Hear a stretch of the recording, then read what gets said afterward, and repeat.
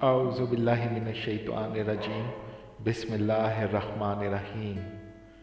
आज जो हम हदीस पढ़ेंगे वो पाकी के बारे में है और इसकी कितनी अहमियत है इस्लाम में, इसको हम जानेंगे। अगर आप इसको ख़ुद पढ़ना चाहते हैं तो सही मुस्लिम नंबर 535 है और किताब का नाम है पाकी का बयान।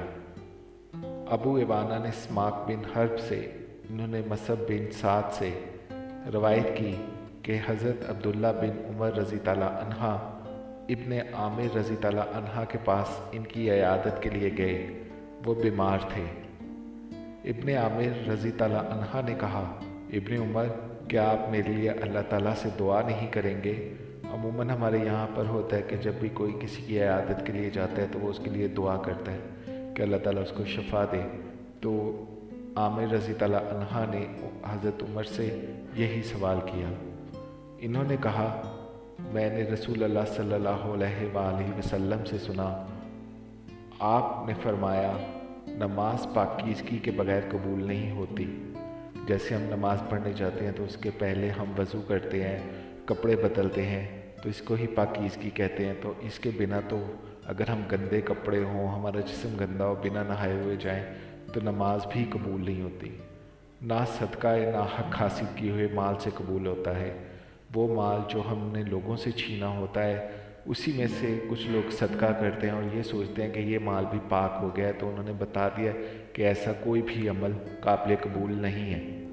यहाँ पर बेशुमार ऐसे लोग मैंने देखे हैं जिन्होंने सारी ज़िंदगी बुरे कामों से बहुत सारी दौलत इकट्ठी की, खुद के लिए, अपने बच्चों के लिए, अपने भाई बहनों का हक मारा, उनसे पैसे छीने, उनकी ज़मीनें जायदादें हड़प की, और सिर्फ़ इसलिए कि उनके बच्चे अपनी ज़िंदगी को अच्छे से गुजार सकें।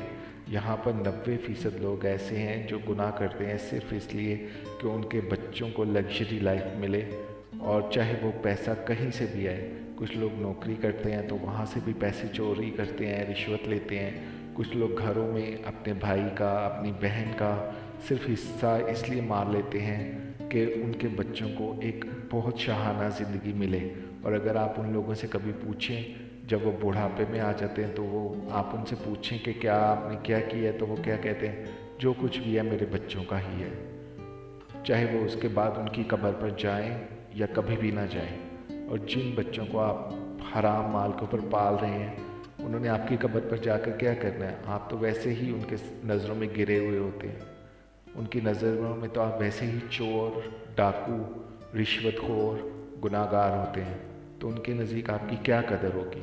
हाँ, ये ज़रूर हो सकता है कि आपकी कब्र को थोड़ा ऊंचा कर दिया जाए, संगे मरमर लगा दिया जाए, उसके ऊपर एक तख्ती लगा दी जाए, और कभी कभार ईद में या शब बारात में या शब कदर में वो आपकी कब्र पर जाएं और आपके लिए दुआ कर दें। और उसके बाद आपके साथ जो कब्र में हो रहा है वो आप जाने और आपका खुदा जाने। तो मैं तो यही कहूँगा कि अगर आपने गुनाहों से तौबा किया है तो उन लोगों का माल भी वापस कर दें। जिन लोगों का माल आपने लिया है रिश्वत के तौर पर, ना हक किसी का हक मारा है, उसको उसका हक वापस कर दें। अपनी आखिरत को संवार लें, ये आपके ऊपर है।